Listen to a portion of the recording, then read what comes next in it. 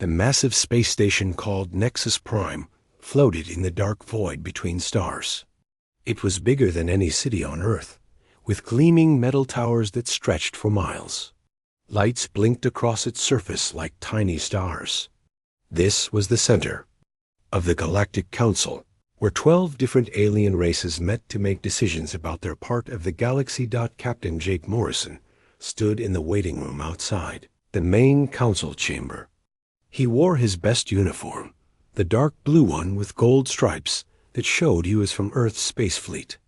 Next to him stood Dr. Lisa Campbell, a smart woman with short brown hair who knew more about alien technology than almost anyone. On his other side was Colonel Ben Rodriguez, a tough military man with gray at his temples who had fought in 3 different wars. Jake looked at his watch. They had been waiting for 2 hours. The aliens inside were probably laughing about them already. This was the 15th time humans had asked to join the Galactic Council. The previous 14 times had ended badly. Maybe this time will be different, Lisa said quietly. She held a small device that contained all of humanity's greatest achievements: medical cures, new technologies, art, music, and scientific discoveries. Everything that showed humans were ready to join the bigger galaxy. Ben shook his head. They think we are animals, Lisa. Smart animals maybe, but still animals. They have been flying between stars since before humans learned to make fire. The doors opened with a soft hiss. A tall robot walked out. Its voice sounded like metal scraping on metal. The council will see you now. The 3 humans walked into the huge chamber. The ceiling was so high that Jake could barely see it. Around them sat the representatives of 12 different alien species. Some looked almost human, but with strange colored skin. Others were so different that Jake could not figure out which end was their head. At the center sat Vexthara, the Zephyrian ambassador. Her people looked like living crystals that caught and reflected light in beautiful patterns. She was twice as tall as any human, and her voice rang like music when she spoke. But Jake knew she thought humans were nothing more than clever pets. So, Vexthara said, her crystalline form shimmering, the humans return once again. How amusing. Tell us, little creatures, what makes you think you belong among civilized beings this time? Jake stepped forward. He had practiced this speech 100 times. Honored council members, humanity has made great progress in the last 50 years. We have cured diseases that killed millions. We have built ships that can travel to other star systems. We have learned to work together as one planet instead of fighting each other. A sound like buzzing filled the air.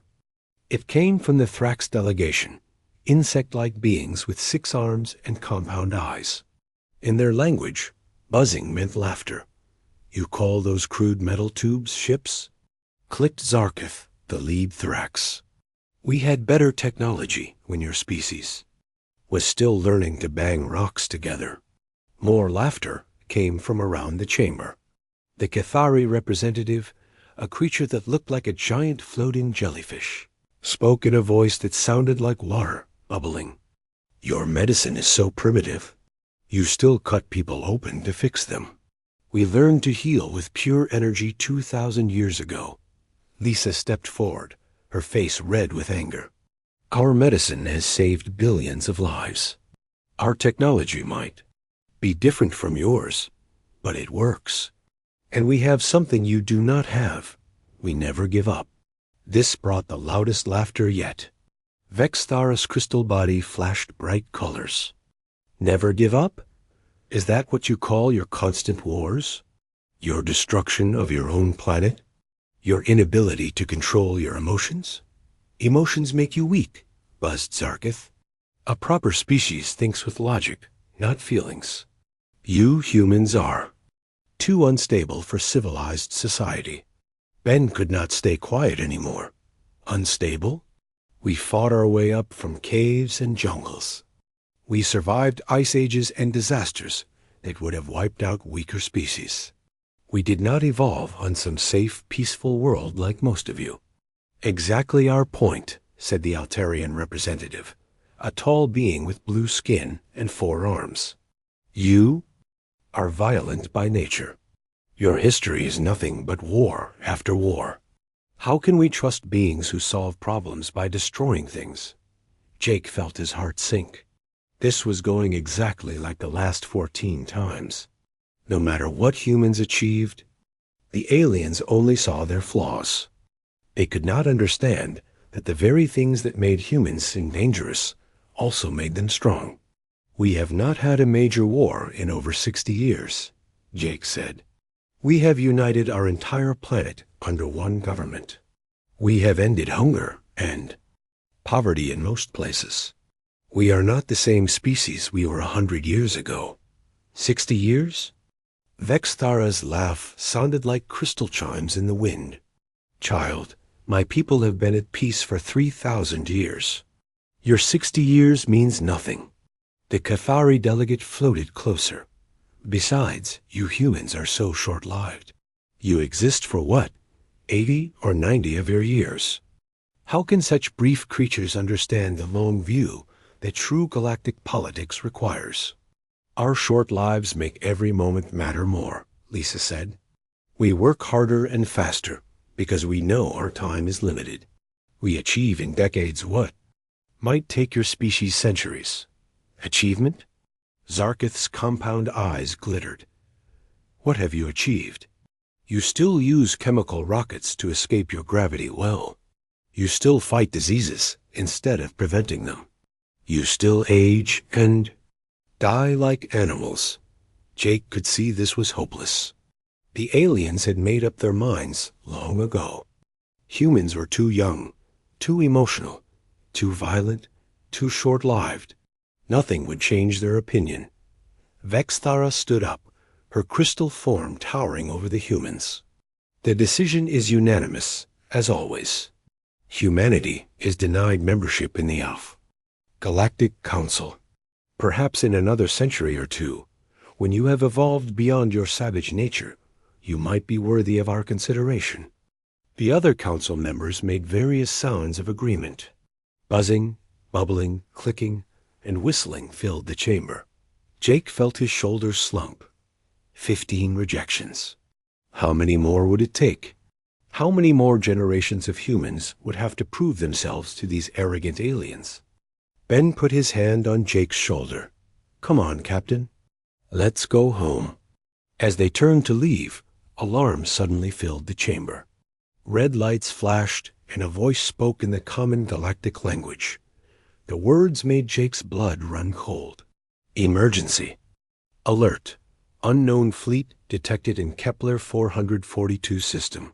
Technology level. Beyond classification. Threat level. Extreme. All council members report to emergency session immediately. The laughter in the chamber died away. For the first time since entering the room, the aliens looked afraid. Jake stopped walking. Something told him that everything was about to change. The galaxy that had rejected humanity was about to face something far worse than anything humans had ever done. And maybe, just maybe, those same qualities that made humans seem dangerous would be exactly what the galaxy needed. The mockery was over. Now came the real test.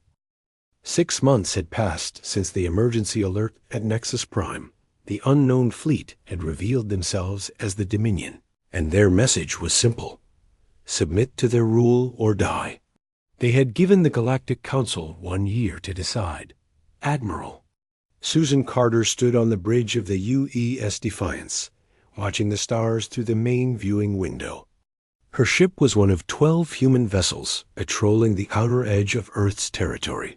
They were not supposed to be there.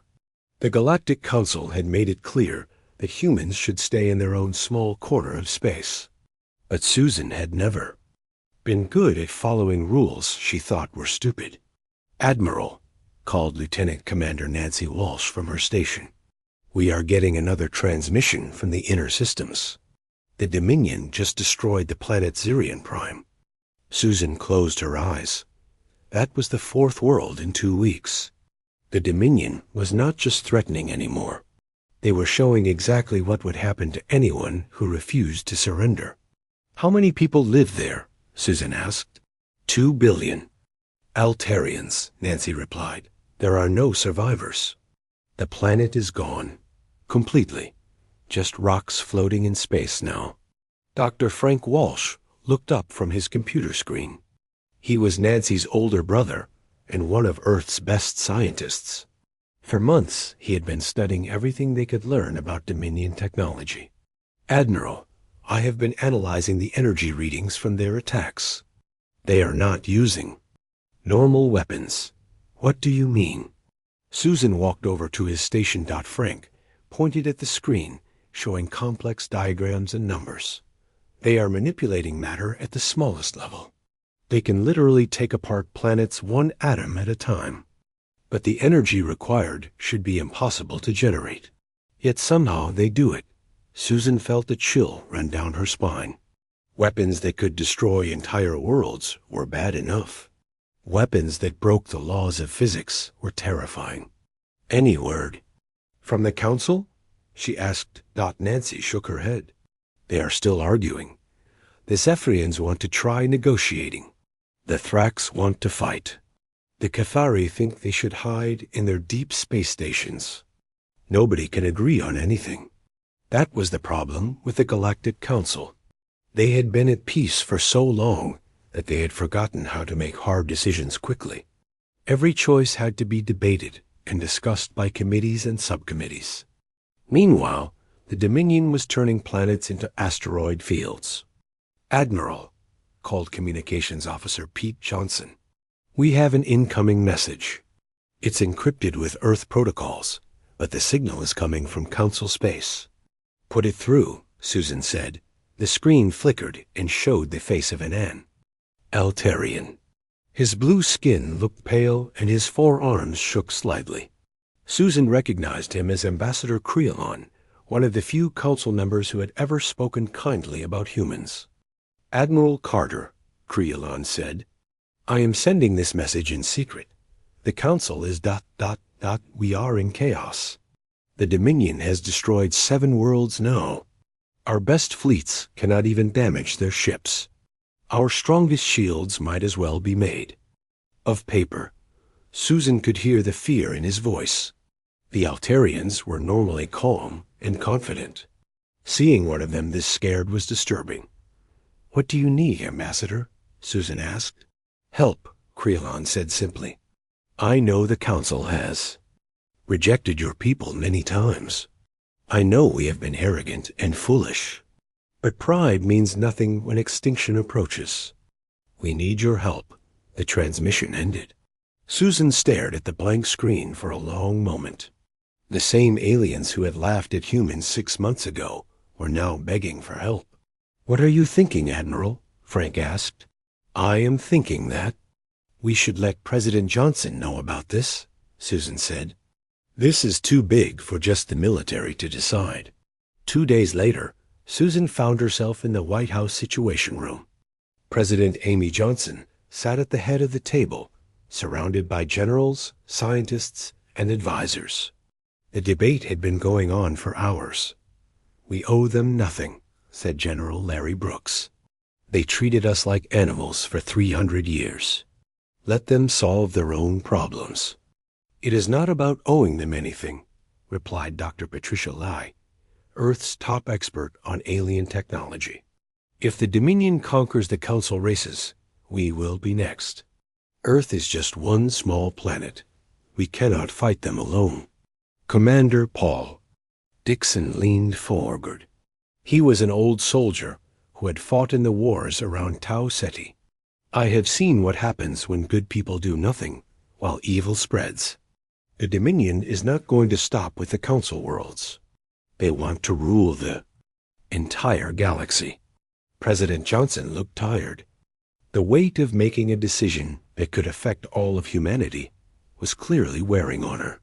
"What exactly are we talking about here? A few ships to help the Council? Or full-scale war?" Admiral Carter spoke up. "Madam President, I have been studying the reports from the battle zones.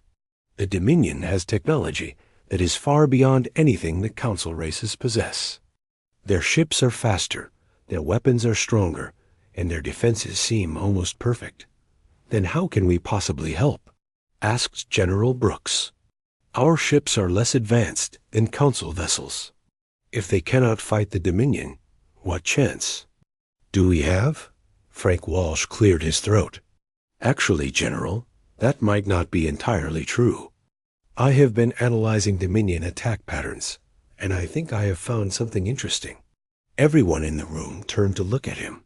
Frank was not a military man, but his scientific insights had saved human lives many times before. The Dominion technology is incredibly advanced, Frank continued, but it is also incredibly precise. Their weapons work by manipulating matter at the quantum level. That requires perfect mathematical calculations. Any error, even a tiny one, could cause their entire system to fail. What does that mean for us? President Johnson asked. It means they expect their enemies to be predictable, Frank said. They calculate exactly how their opponents will react, then design their attacks accordingly. But humans... Double Key smiled. Humans are not predictable. Commander Dixon nodded slowly. The same thing that makes the Council think we are too chaotic might be exactly what we need to fight the Dominion. It is worth a try, said Dr. Lee. But we would need to be very careful. One mistake could mean the end of human civilization. President Johnson was quiet for a long time. Finally, she spoke. The Council rejected us because they said we were too dangerous, too unpredictable, too violent. Maybe it is time to show them exactly what those qualities can accomplish. She stood up. Admiral Carter, prepare the fleet. We are going to help the Galactic Council, but we do this our way, on our terms. And if we succeed, they are going to have to admit that they were wrong about humanity. Susan smiled. Yes, Madam President. It will be my pleasure. As the meeting ended, Susan thought about the irony of the situation. The aliens had spent centuries telling humans they were not good enough to join their perfect society. Now that same society was about to discover that sometimes being imperfect was exactly what you needed to survive. The galaxy was about to learn that chaos could be a weapon, and humans were very good at chaos. Lieutenant Colonel Kate Brooks floated in her command chair aboard the U.E.'s Thunder, watching the Dominion fleet through her ship's sensors. The enemy vessels were beautiful in a terrifying way. They looked like giant silver teardrops, perfectly smooth and gleaming. Each one was 3 times larger than the biggest human warship. Target acquired, reported Sergeant Danny Miller from the weapons station. Range is optimal for attack run. Kate nodded. This was the 5th raid her squadron had carried out in the past 2 weeks. Each time, they attacked quickly and retreated before the Dominion could respond properly. To anyone watching, it looked like desperate humans making pointless strikes against a superior enemy. But Kate knew better. Every attack was carefully planned by Major Steve Collins back at Earth Command. Steve was a tactical genius who understood something important about warfare. Sometimes looking weak was the best way to learn about your enemy's strengths. Remember, Kate said over the communication system to her 12 ships, make it look sloppy. Random flight patterns. Miss a few shots. Act like we are scared and confused. Copy that, Colonel, came the responses from her pilots. Kate's ship dove toward the Dominion fleet, followed by the others in what appeared to be a chaotic formation. Her pilot, Captain Rick Hayes, made the ship wobble and shake as if he was barely in control. To the Dominion, it probably looked like amateur flying. The enemy ships turned to face them with mechanical precision. Their weapons fired beams of pure energy that could cut through normal ship armor like paper. But Kate's ships were not flying in normal patterns. They zigged and zagged unpredictably, making calculations difficult for the Dominion targeting systems. Now, Kate ordered, The human ships fired their weapons. Some shots hit their targets, others missed completely on purpose. The damage they caused was minor, barely scratching the Dominion shields. After 30 seconds, Kate ordered a retreat. "Fall back," she called. "All ships withdraw." The human squadron fled in apparent panic, their ships scattering in different directions. Behind them, the Dominion fleet maintained perfect formation, watching the humans disappear into hyperspace. But hidden among Kate's ships was a small probe. No bigger than a basketball. Dr. Patricia Lee had designed it to record everything about how Dominion technology worked during combat. As the human ships retreated, the probe quietly attached itself to the hull of a Dominion vessel. 3 hours later, Kate was back aboard the U's Defiance, standing in Dr. Frank Walsh's laboratory. The probe had transmitted its data before being discovered and destroyed by the Dominion ship. Now Frank and his team were studying the information it had gathered. "This is incredible," Frank said, pointing at his computer screen. "Look at these energy patterns. The Dominion weapons work by manipulating quantum fields to break apart matter at the molecular level." Dr. Patricia Lee leaned over his shoulder. "But see how precise the calculations have to be. Every shot requires thousands of mathematical equations to be solved instantly. There is no room for error. That explains why they always fire in perfect patterns," said Dr. Helen Parker, Frank's assistant. "Their computers need predictable targets to calculate the right quantum frequencies." Kate studied the data, even though she did not understand all the science. "So what happens if we make their calculations wrong?" Frank smiled. "That is exactly what I have been working on. Helen discovered something amazing about quantum mechanics. If you introduce true randomness into a quantum system, it collapses." "What does that mean in simple terms?" Kate asked. Patricia answered. "It means their perfect weapons stop working if we can make them uncertain about what they are shooting at." Frank pulled up another screen showing weapon designs. "I have been working with Earth's best engineers. We can modify our weapons to generate quantum interference fields. Instead of trying to punch through their shields, we can make their shields destroy themselves." Kate felt excitement building in her chest.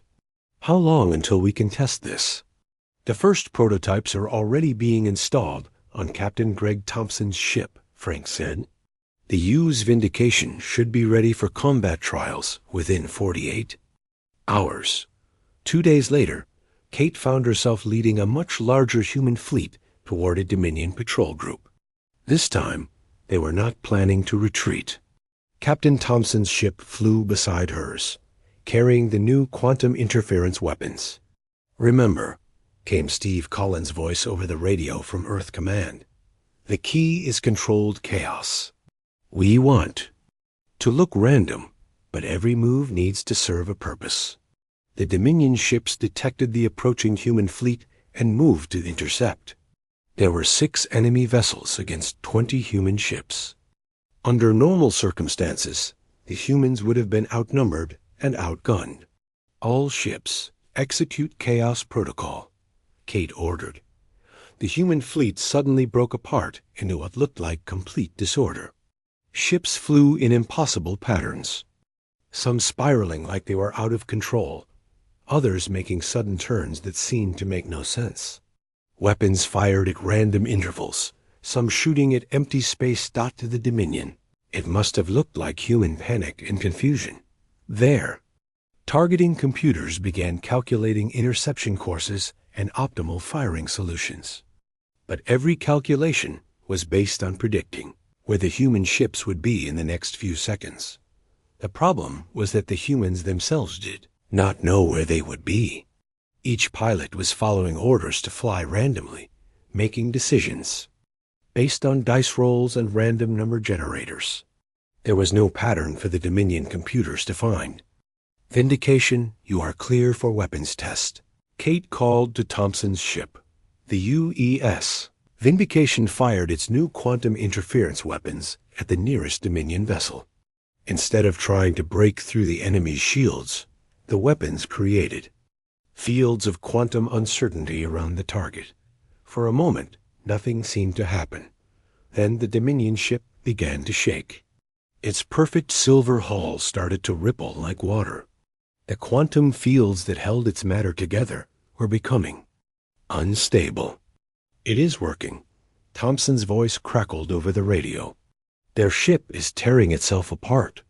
The Dominion vessel suddenly exploded, not from any external attack, but because its own technology had turned against itself. The quantum uncertainty had spread through its systems like a virus, causing every precisely calibrated component to fail. The other Dominion ships paused, their computers trying to understand what had just happened. In that moment of confusion, the human fleet struck.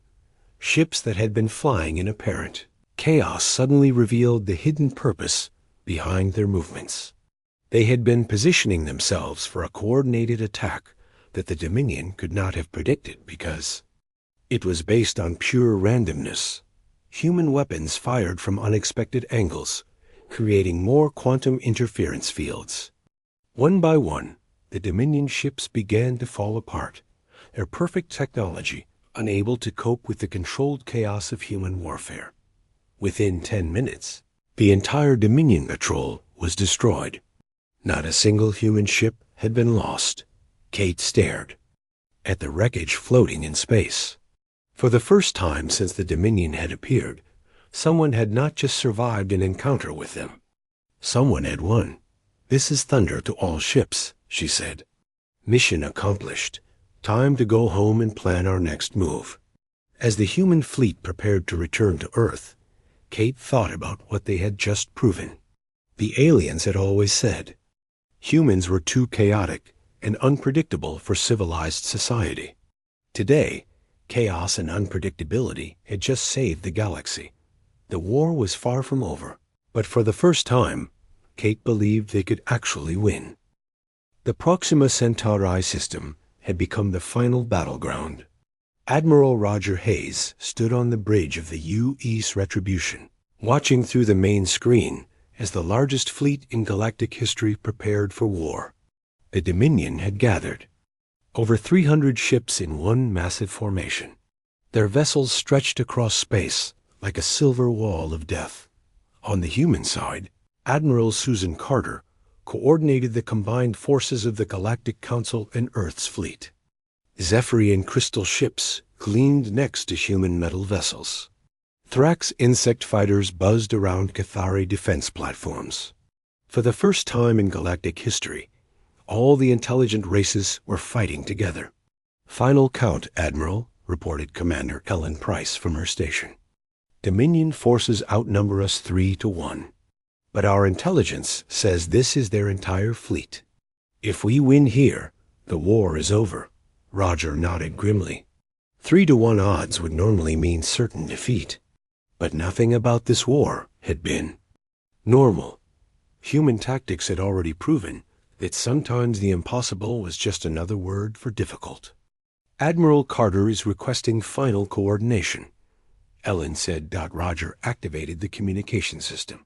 Susan's face appeared on screen, along with the alien commanders. Vexthara's crystal form reflected the bridge lights.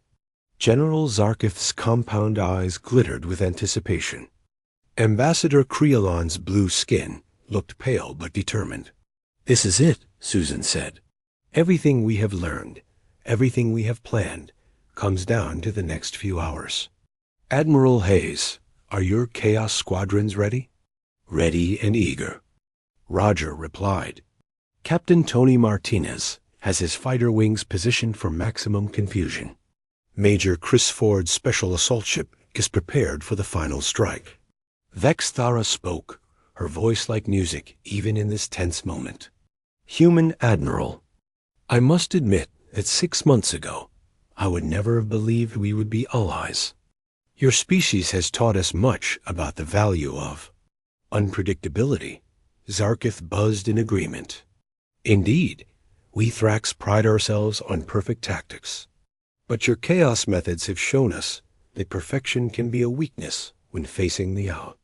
Unexpected, Roger felt a moment of satisfaction. The same aliens who had laughed at humanity were now counting on human ingenuity to save them all.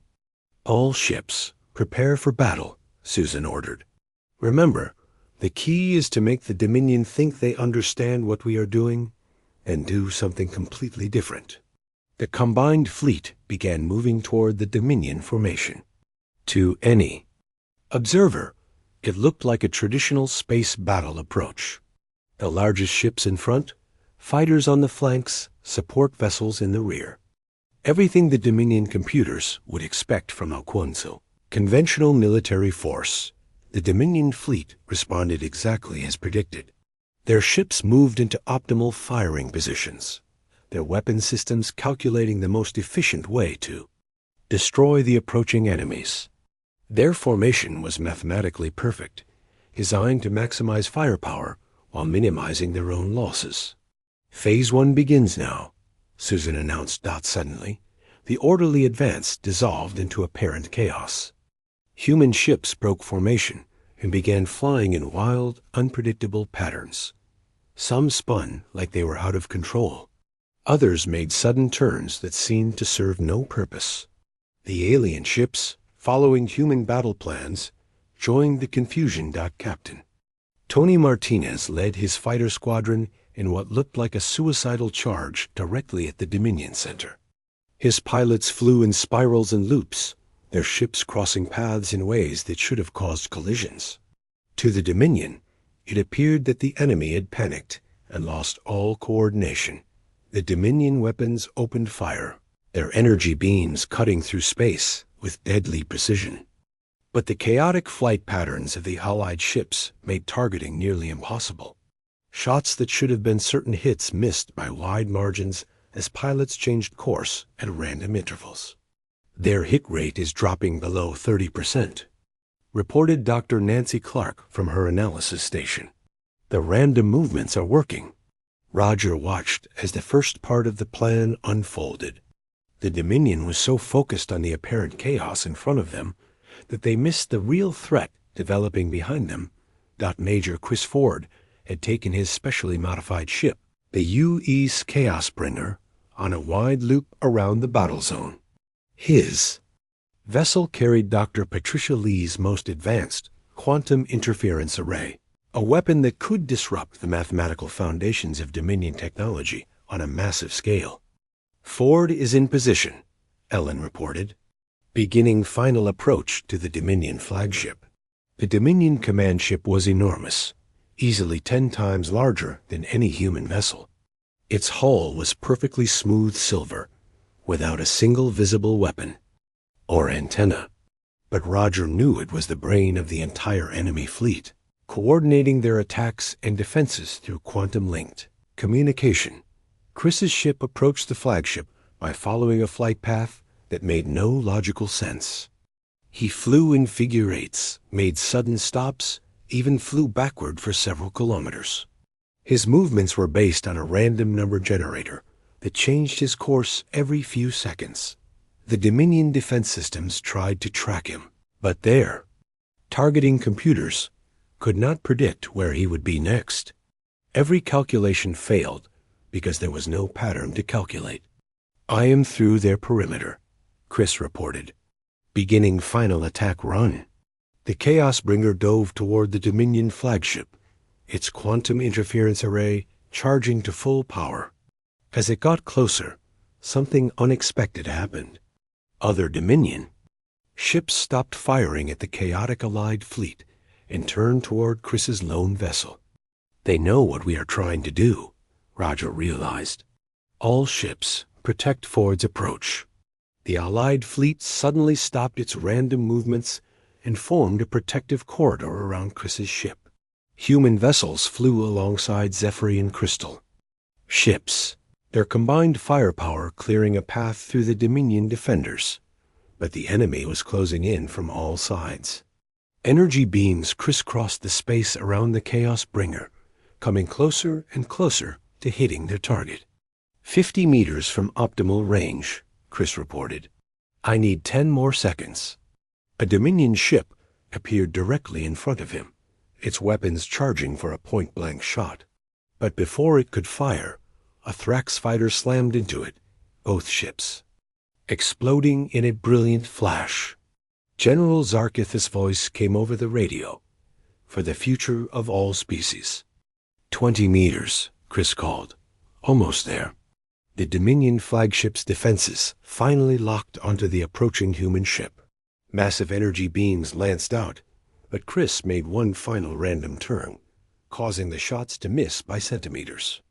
Now, Chris shouted. The quantum interference array fired, sending invisible waves of controlled chaos into the heart of the Dominion flagship. For a moment, nothing visible happened. Then the perfect silver hull began to ripple like water in a storm. The effect spread outward from the flagship to every ship in the Dominion fleet. Their quantum-linked communications carried the interference, like a virus infecting every precisely calibrated system. One by one, the alien vessels began to tear themselves apart as their own perfection became their destruction. Within minutes, the space around Proxima Centauri was filled with floating wreckage. The Dominion fleet, which had seemed invincible just hours before, was completely destroyed. Not by superior firepower or advanced technology, but by the simple introduction of randomness into their perfect order. Roger stared at the debris in amazement. They had actually done it. The galaxy was safe. All ships, report status. Susan's voice came over the communication system. One by one, the surviving vessels checked in. The losses had been heavy, but the victory was complete. The Dominion threat was ended forever. Back at Nexus Prime, the Galactic Council chambers were silent. The same beings who had laughed at human requests for membership now sat in stunned quiet, finally understanding the truth about the species they had dismissed. Ambassador Vex Thara approached Captain Jake Morrison, carrying a formal document. "This is an emergency resolution," she said softly. "It grants humanity immediate membership in the Galactic Council, with full voting rights and a permanent seat on the ruling committee." Jake took the document and smiled. The laughter has turned to silence. "Indeed," Vex Thara replied. "We have learned that strength comes not from perfection, but from the ability to find opportunity in chaos. Humanity possesses something we had forgotten how to value. You have reminded us that diversity of thought and approach is the greatest weapon against any enemy." As news of the victory spread across the galaxy, President Amy Johnson addressed the United Earth Assembly. "Today we have learned that our greatest weakness was actually our greatest strength. The same qualities that made others think we were unfit for civilization were exactly what civilization needed to survive." The council chambers that had once echoed with condescending laughter were now filled with respectful silence. And in that silence, a new age of cooperation between all galactic species began.